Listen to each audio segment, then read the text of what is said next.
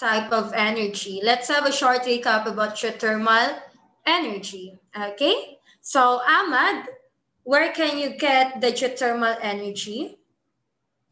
From beneath the earth po. Okay, beneath the earth. Okay, also the internal heat of the earth. Okay, thank you. Now, there are two ways on how are you going to tap this energy. How you tap geothermal energy, Angelica?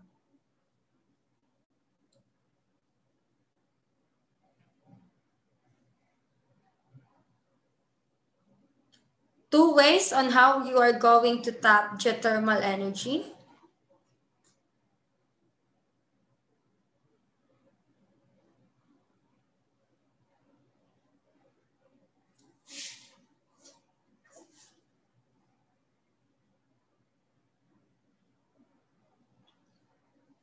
Angelica, are you there? Wait lang. Okay.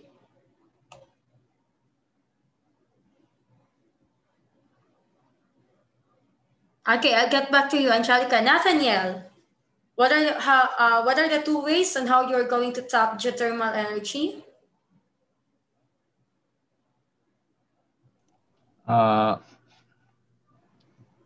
Wait lang po, search ko lang po. Okay. Carl Aspera.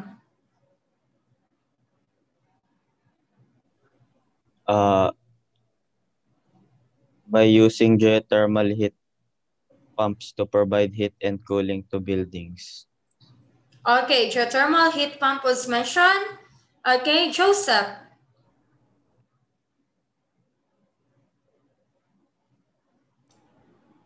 The geothermal power plant, ma'am. How are you going to use? Used heat from inside the earth to make steam and to create electricity. Okay. So how are you going to create energy using geothermal power plant? Gwen, you're raising your hand. I was not, but I will still answer. It from heat pumps. Yes, heat pumps. Imagine this is a geothermal power plant, and then the heat, the mechanical energy used from that heat would, water up, and then it would pump and then excrete out that heat and energy from the geothermal power plant. Okay, thank you, Gwen. Now let me elaborate on what Gwen answered. So when using geothermal power plant, you're going to utilize hot water coming from the beneath the earth's surface. Okay, so you're going to get the hot water using a well. Okay, using a well. So you're going to dig down. Okay, you're going to dig down and put a pipe on it for the well, and you're going to get a hot water. Now, because that as we go to the center of the earth, the temperature increases when the depth also increases. So it implies that the temperature as well as the pressure of the hot water is high. Okay? Pag kukuha ka ng tubig, go to the inner core, okay? Hot temperature is equivalent to high pressure.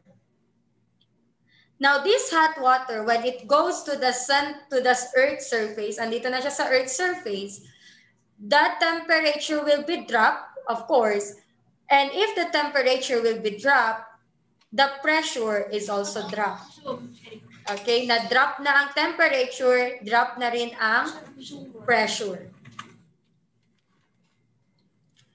Now, with that being said, when the temperature is dropped and the pressure is dropped, this hot water will eventually transform into steam.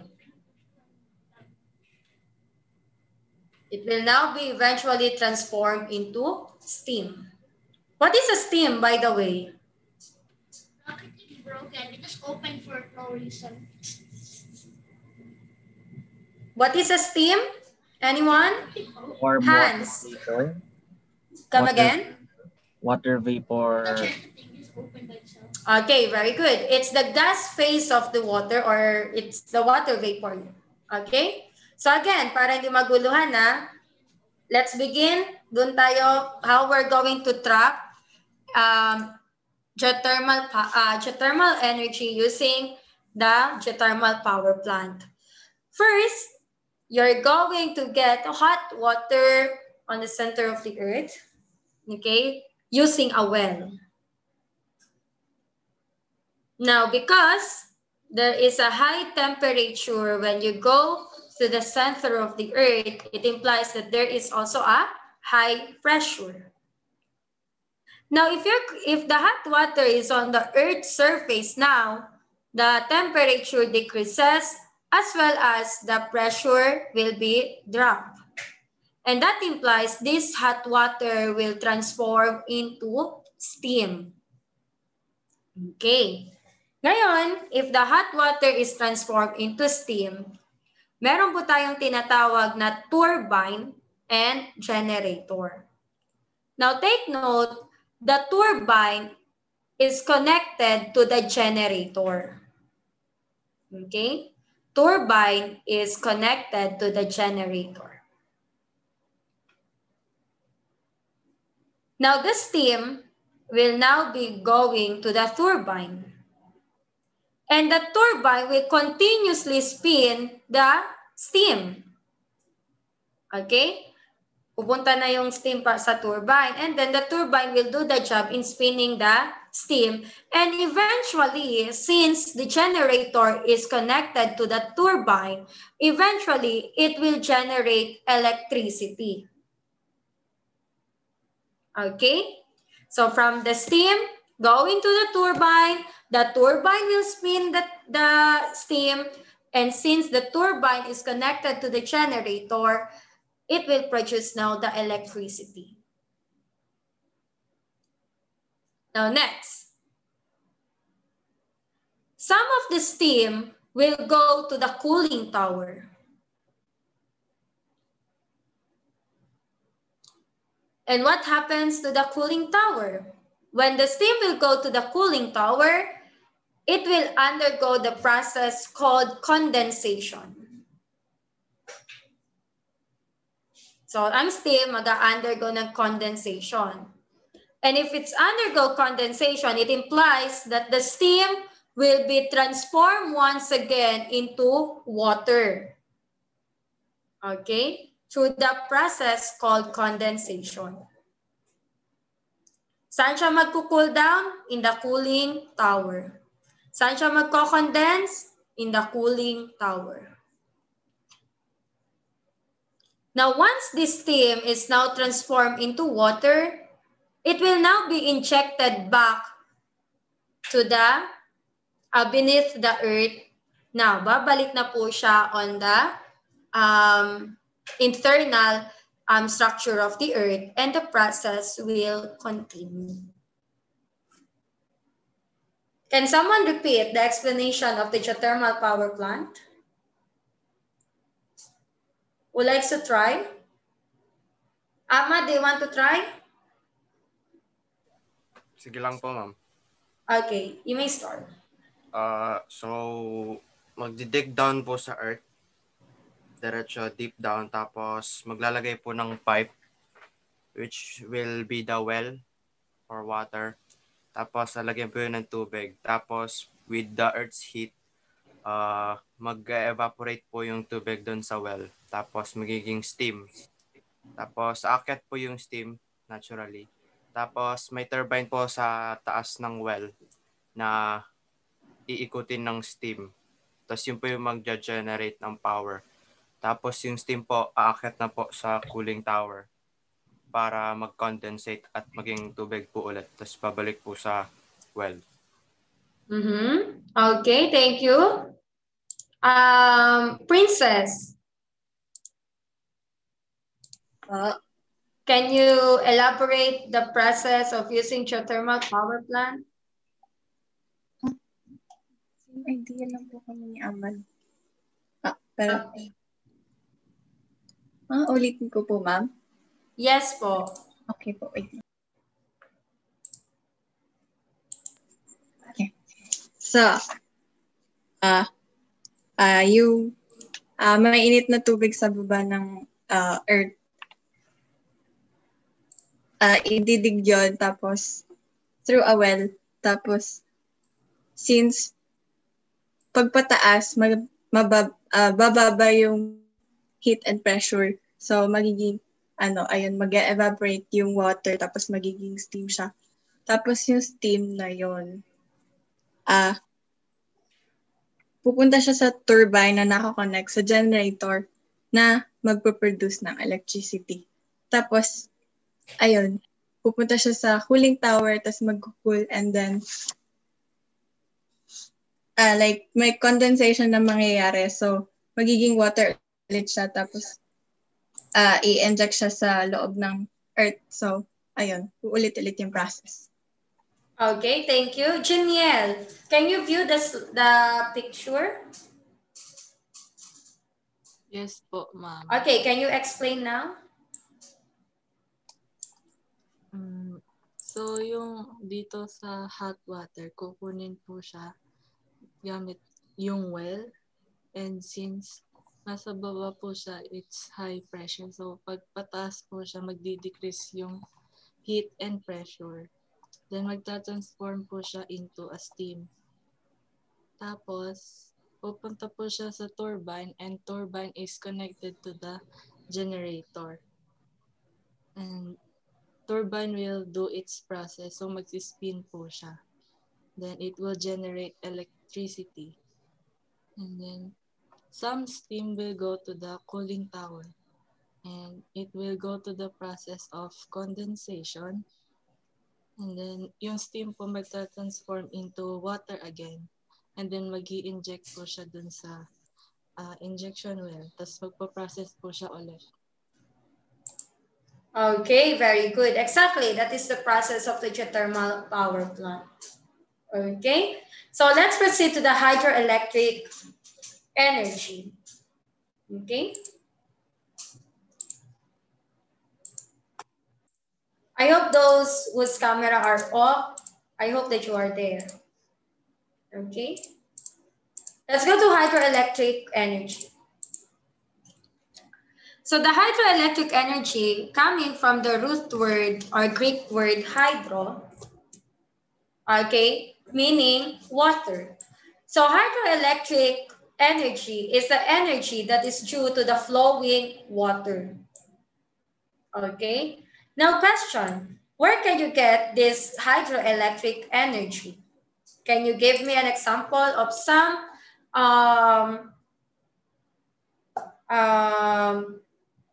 type of water, okay, that is there wherein you can generate hydroelectric energy? William Moore.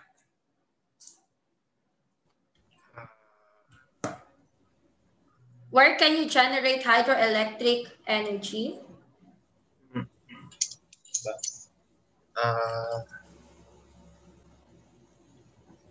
Sa ano po siguro? Yes, sa mga dams, di ba po may mga system po doon? Yung parang okay, mga dams. Okay, thank you po. Dams. Okay.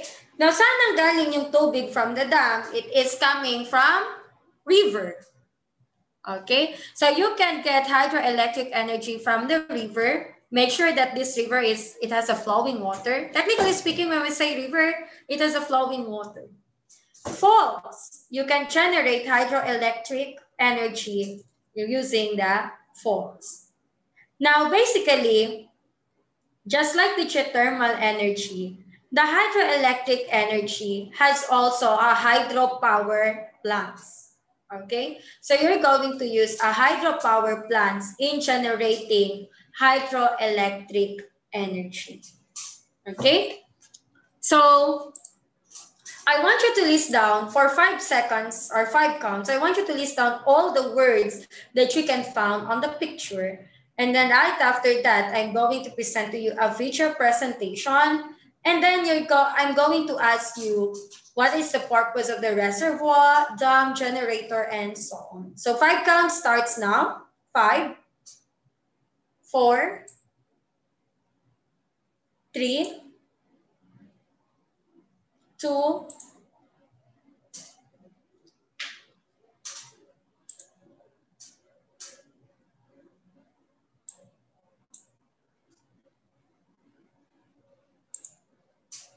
1. Are you done writing? Are you done writing? Okay. Not yet? Okay, please continue writing.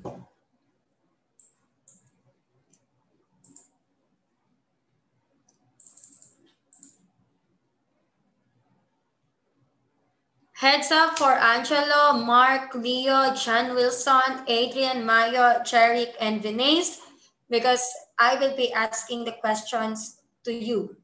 Okay? Done writing, everyone? You don't need to draw, you just need to write the words. Okay.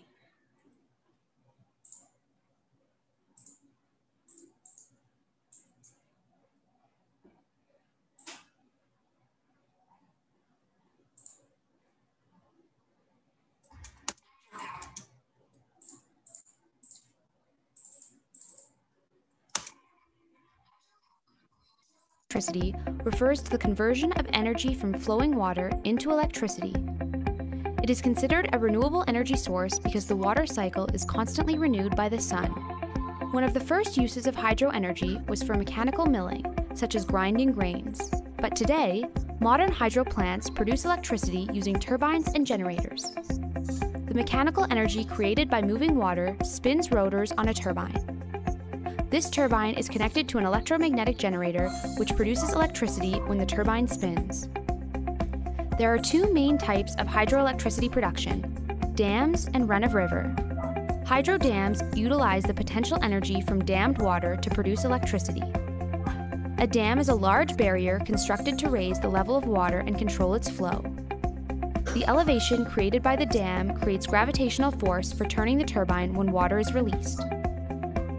Some dams also contain an additional reservoir at their base where water is stored to be pumped to the higher reservoir for release when electricity is in demand. This is referred to as pumped storage hydro. The second form of hydroelectricity production is run-of-river hydro. Run-of-river still uses turbines and generators, but relies on natural water flow rates of rivers, diverting just a portion of the water through turbines. Because run-of-river hydro is subject to natural water variability, it is more intermittent than dammed hydro. There are various sizes of hydro plants that produce electricity. Large hydro, greater than 30 megawatts, small hydro, 100 kilowatts to 30 megawatts, and micro hydro, less than 100 kilowatts. The Hoover Dam in the United States is a whopping 2,074 megawatts, which is enough to serve 1.3 million people. Of all renewable energy sources, hydropower holds the largest share of worldwide electricity production. Hydropower has several benefits. It is a cost-competitive form of electricity, even though the initial building cost can be high. It is quite reliable compared to other renewable options and pairs well with other sources as it can be used as baseload power. In some cases, dammed reservoirs can also help with flood control and be a reliable water supply for communities. There are also some concerns with hydropower, especially when it comes to large dams. Damming a river has a major impact on the local environment, changing wildlife habitats, blocking fish passage, and often forcing people in riverside communities to move out of their homes. In addition, dam failures can be catastrophic, claiming the lives of those living downstream. Hydro plants are also not completely free of greenhouse gas emissions. As with most forms of energy, carbon dioxide emissions happen during construction, particularly due to the large quantities of cement used, and plant matter in the flooded areas makes methane, another greenhouse gas, as it decays underwater. That's hydropower.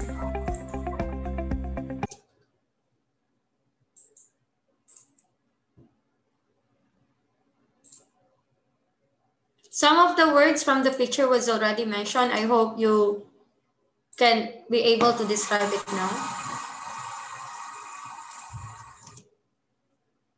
There is still one video that I want you to view.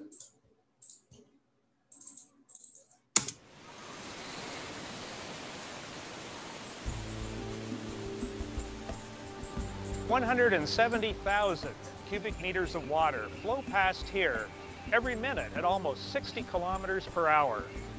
That's enough water to fill about 100,000 Olympic swimming pools every day. Standing here, you can actually feel the power of the water.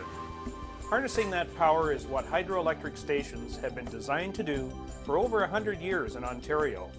In essence, they are factories that convert the energy of falling water into the flow of electrons, or what is commonly called electricity, the electricity that powers the province. Most hydroelectric stations use either water diverted around the natural drop of a river, such as a waterfall or rapids, or a dam is built across a river to raise the water level and provide the drop needed to create a driving force.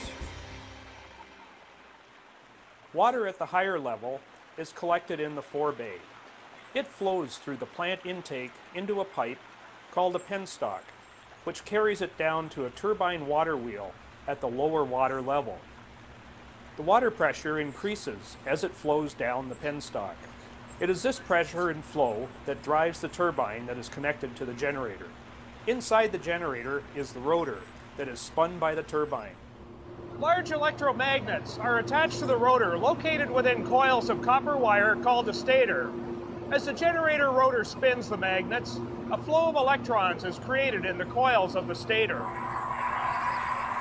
This produces electricity that can be stepped up in voltage through the station transformers and sent across transmission lines. The falling water, having served its purpose, exits the generating station to the tail race, where it rejoins the main stream of the river to continue the cycle of creating clean, renewable energy for Ontario.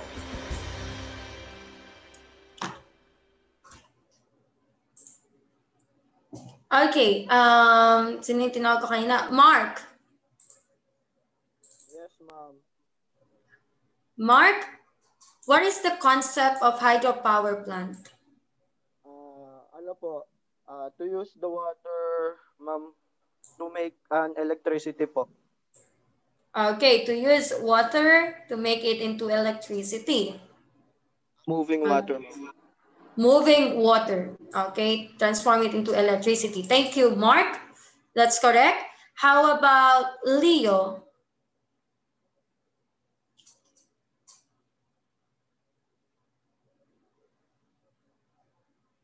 Leo, are you there?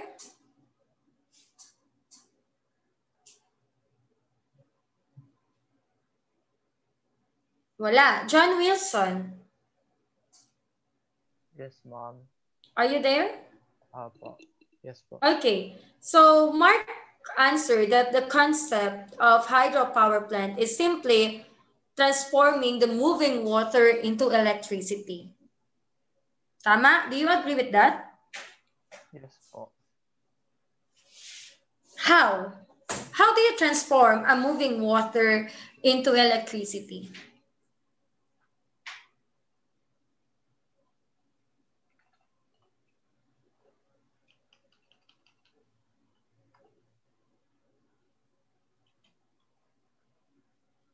Okay, thank you. I'll get back to you. Adrian.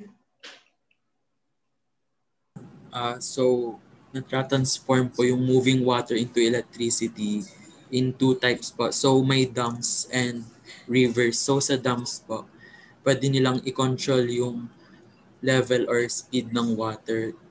Tapos, dadaan po siya sa turbine which will harness the water and nakakonect po siya sa generator which will go through the transformer tapos mag-ano po siya ng electricity sa yun po. Sa river naman po, natural po kasing gumagalaw, nagfo-flow talaga yung river. So parang mas madali po doon kasi maliit lang. Okay, thank you. Thank you po. That's correct. Hydropower plant, because I'm talking about hydropower plant. So hydropower plant is a very simple concept. Although nakikita nyo sa picture that there are some words and there are some components that they have first before they can transform into energy. But the simple concept of hydropower plant is from a flowing water, it will go to the dam. Okay? Because the dam will serve as the reservoir of water. Then after that, this water will go to the turbine. And the turbine will do its job in spinning the moving water And since we know that the turbine is connected to the generator, eventually this moving water will be generated into electricity. Now let's go one by one. Take a look at the picture. We begin with the dam. Yes po, yung mga magsi-CR, you may go now. Okay. Take a look at, first we'll begin with the dam.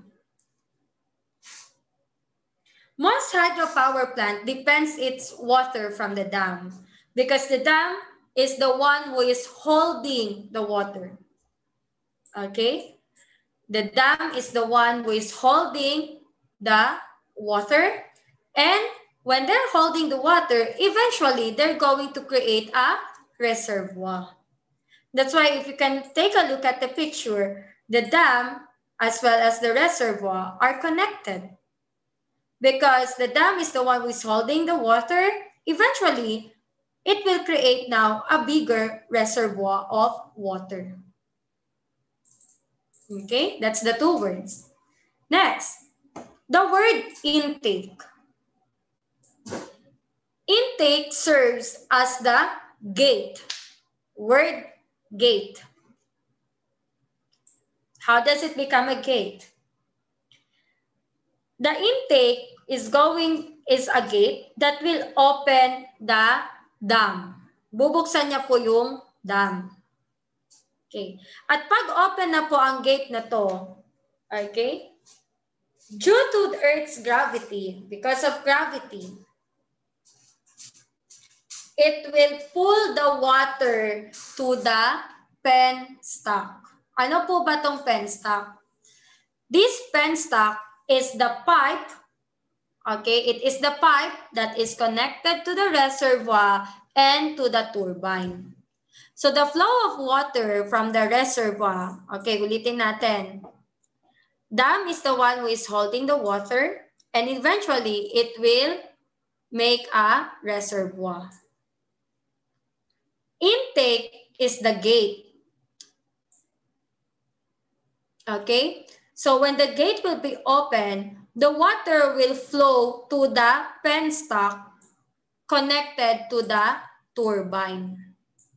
Okay, bakit mag-flow ang water? Because of gravity. Okay, because of gravity. Now next. So the pressure, listen, the pressure is building up na dito pa lang sa penstock. More pressure because there's a gravity. Ngayon, the water will be now going to the turbine, and the turbine is continuously spinning. Okay, it will continuously spin. Now take note on the picture. Directly po from the turbine, nakikita po natin that it is directly connected to the generator. Okay, this is the turbine, this is the generator. Okay, now the turbine will continue to spin the moving water, and eventually, because it is spinning, eventually it will generate electricity. But the electricity that is produced here is only alternating current, AC. Ano po ba itong AC or alternating current? Di ba nag-physics po kayo ng grade 10? What is AC? Alternating current. Di ba partner niya si DC, direct current? What is AC? Anyone? Kirk?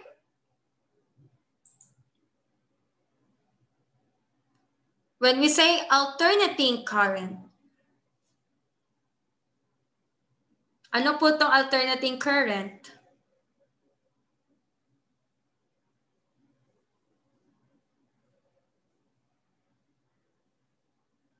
Kirk?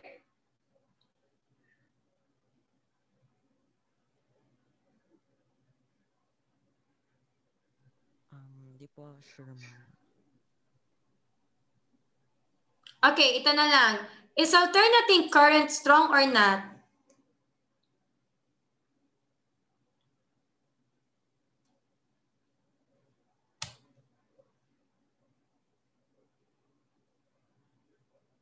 Hello? Anyone?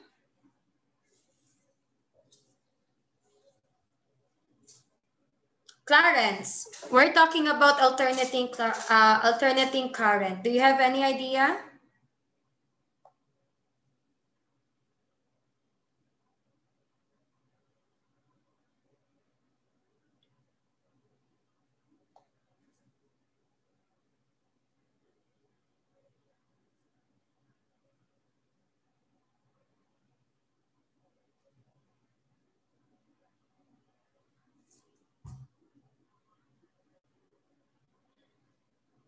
Wala.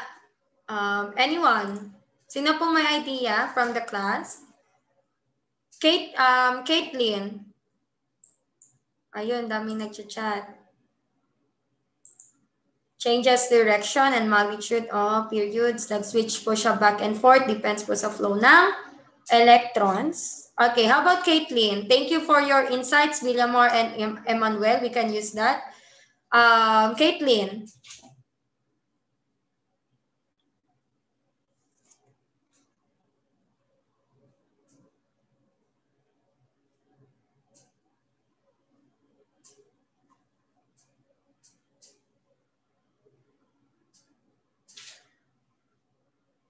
Mas strong po ata yung direct kasi isang direction lang. Hehe. Okay, sige. Thank you po. When we say alternating current, tama po yung sinabi ni Villamor, that it is a type of electric current that have different direction. Okay? So if they have a different direction, it have a different magnitude. So it will change its magnitude. Now, what is its difference from DC? Its difference is of course, the direction. Tulad ng sinabi ni Rosette, if it is a direct current, it is in a one direction. But if it is on the alternating current, it is a type of current that changes the direction. It have a different direction and different magnitude. Now take note, an example of an appliances in our home that utilizes alternating current is our television. Television, they are using alternating current. Okay? Now, going back to the hydropower plant. Take note that the generator will only produce alternating current. Now, what is the purpose of the transformer? This transformer will be the one to transform the alternating current into a higher voltage current. Siya po ang mag-generate ng mas mataas na electric current, high voltage of electric current. Okay.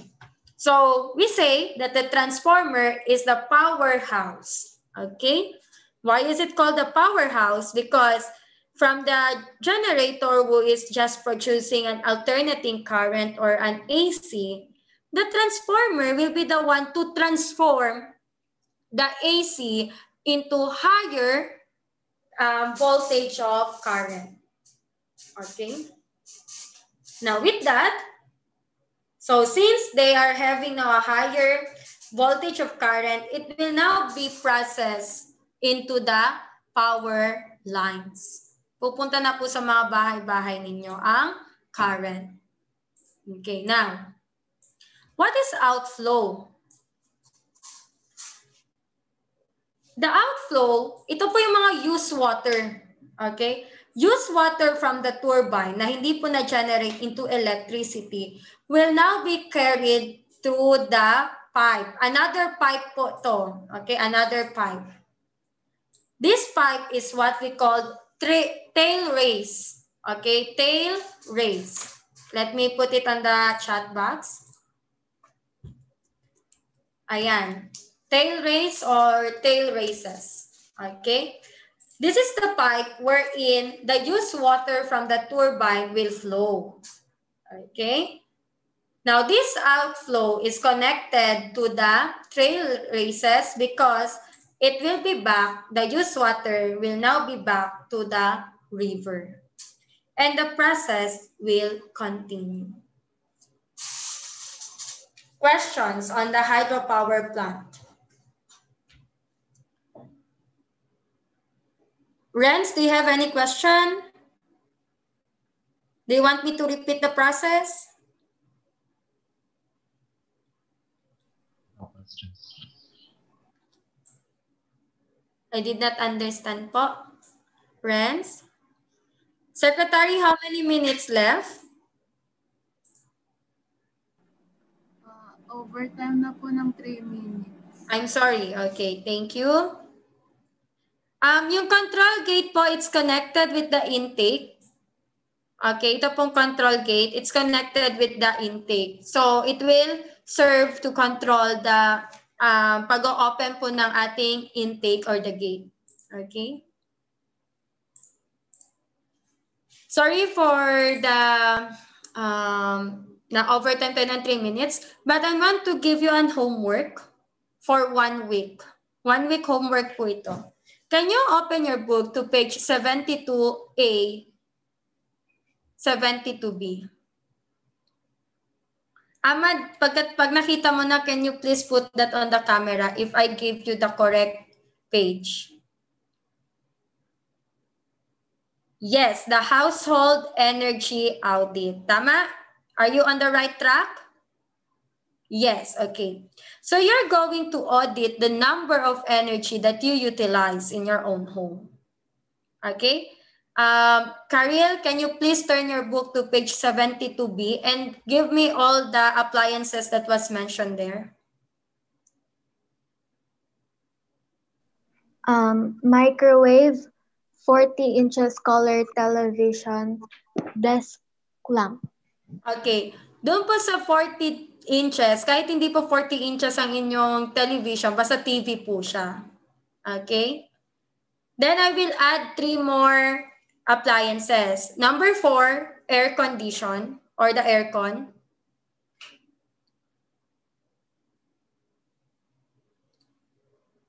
Five is your laptop or the desktop that you're using.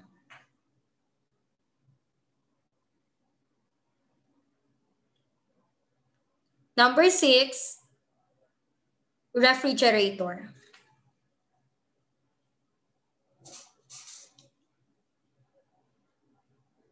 Okay, you just need to observe the number of energy that you are consuming in 1 week. So meaning, if we're going to start it tomorrow, that is Wednesday, magra-run yan ng 1 week. So next Wednesday, i-discuss po natin. Or next Wednesday, no, we don't have class on Wednesday. So turn in your work on Wednesday. Okay, sa Wednesday nyo pa ito turn in yan para 1 week yung ating observation of your energy audit. Okay? Kung may mga questions, we will, the Facebook Messenger is always open for your questions. Yes, William Moore? Nag-raise ka ng hand? Hindi po. Hindi. Okay. So with that, that is a 1 week observation in your own home. Okay. So with that, let's call it a day and have a happy weekend, everyone. Goodbye po. Bye po, ma'am. God bless Bye po. po. Bye po.